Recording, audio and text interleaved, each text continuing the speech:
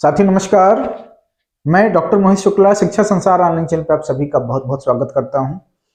साथियों, आप लोग शिक्षा संसार ऑनलाइन चैनल पर आज तक भरोसा करते आए हैं, विश्वास करते आए हैं और हमारा प्रयास है कि हम आपके उस भरोसे और विश्वास को कायम रखें।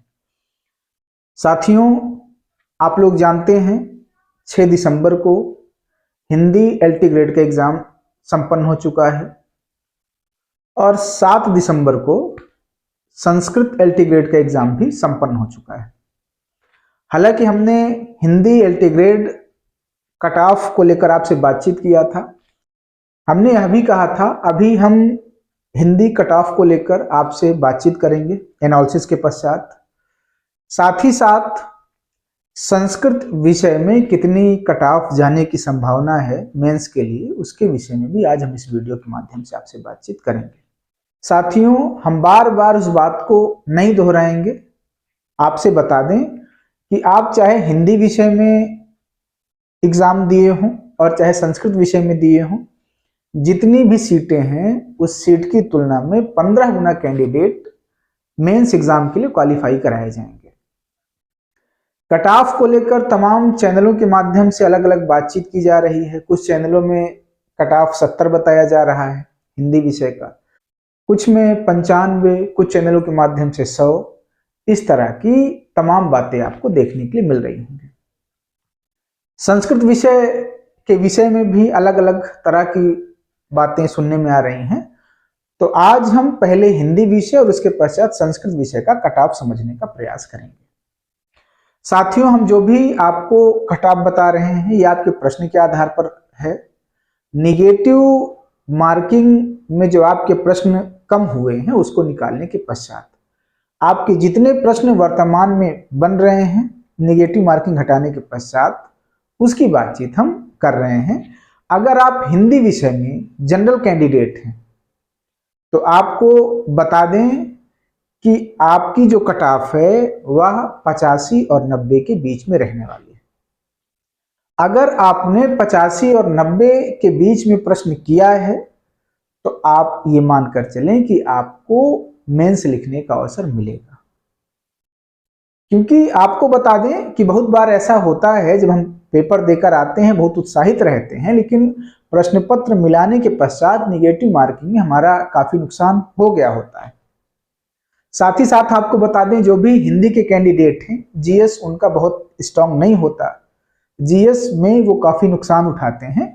इसलिए मेरा जो अनुमान है अगर आपका 85 और 90 के बीच में प्रश्न बन रहा है तो आपको मेंस लिखने का अवसर मिलेगा पुरुष संवर्ग में, अगर आप जनरल कैंडिडेट है तब।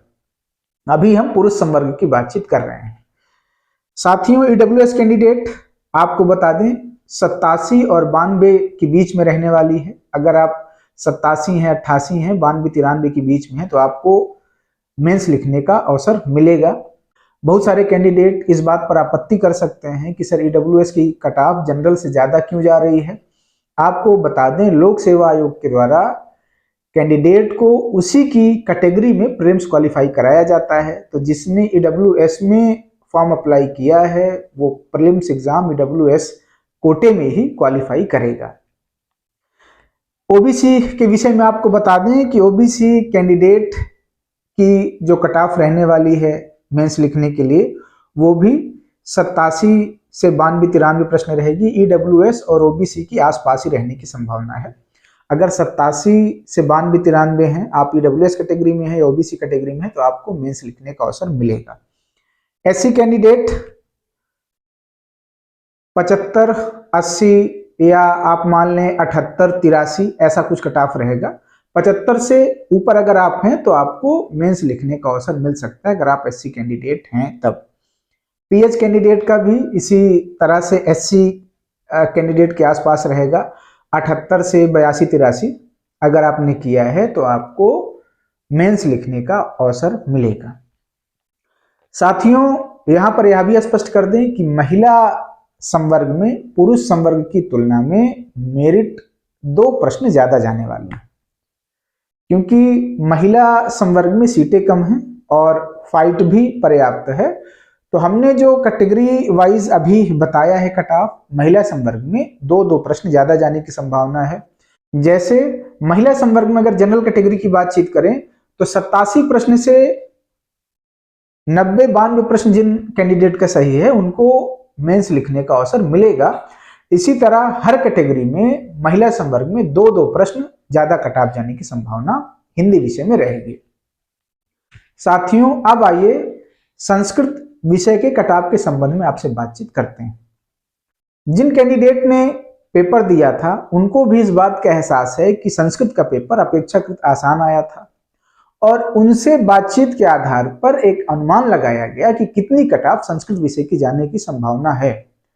अगर संस्कृत विषय के अंतर्गत जनरल कैंडिडेट के कट ऑफ के संबंध में चर्चा करें तो आपको बता दें, अगर 90 से 95 के बीच में जो कैंडिडेट हैं उनको मेंस लिखने का अवसर मिलेगा संस्कृत विषय जनरल कैंडिडेट में। इसी तरह से ईडब्ल्यूएस में 92 से 97 के मध्य अगर आप हैं तो मेंस लिखने का अवसर मिलेगा। ओबीसी की मेरिट भी ईडब्ल्यूएस के आसपास ही रहेगी, 92 से 97 या 91 से 96 ऐसे रहने वाली है। अगर आप ओबीसी कैंडिडेट हैं और 91-92 से ज्यादा सवाल आपने अटेम्प्ट किए हैं तो आपको मेंस लिखने का अवसर मिलने वाला है। इसी तरह एससी कैंडिडेट 80 से 85 रहने की संभावना है। पीएच में वही 78 से 83-84 प्रश्न जाने की संभावना रहेगी संस्कृत विषय में।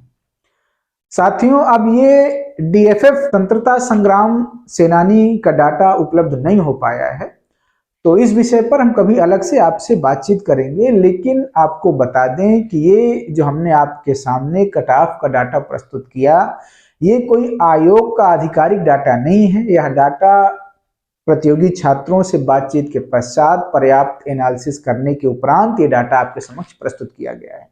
लेकिन आपको बता दें, जब आंसर की आएगी और मेंस के लिए जब बुलाया जाएगा, कट ऑफ जारी किया जाएगा, तो आप देखेंगे कि शिक्षा संसार ऑनलाइन चैनल के द्वारा जो दावा किया जा रहा है उसी के इर्द गिर्द कट ऑफ रहने की संभावना है। बहरहाल जो कट ऑफ आपको बताया गया है, अगर उस कट ऑफ के आसपास आप हैं, 2 प्रश्न ऊपर नीचे भी हैं, तो आपको मेंस मिलने की संभावना है। आप लोग अपनी तैयारी शुरू कर दें। साथ ही साथ आगामी एग्जाम को भी केंद्र में रखें, ईएमआरएस को केंद्र में रखें, केवीएस एनवीएस को केंद्र में रखें और अपनी तैयारी लगातार मेहनत करके करते रहें, जिससे 2026 में आपका सिलेक्शन सुनिश्चित हो जाए। साथियों, शिक्षा संसार ऑनलाइन चैनल से अगर आप कुछ पूछना चाहते हैं, कुछ बताना चाहते हैं या कट ऑफ को लेकर आपकी अपनी कोई राय है तो उसका स्वागत है। आप भी अपनी राय व्यक्त कर सकते हैं। आपके कितने प्रश्न बन रहे हैं आप कमेंट सेक्शन में बता सकते हैं और हमारे द्वारा आपके जो प्रश्न होंगे उनका जवाब देने का प्रयास किया जाएगा। आज के वीडियो में इतनी ही बातचीत। आप भी शिक्षा संसार ऑनलाइन चैनल को अपना प्यार दें, चैनल को लाइक शेयर सब्सक्राइब करें। धन्यवाद साथियों, नमस्कार।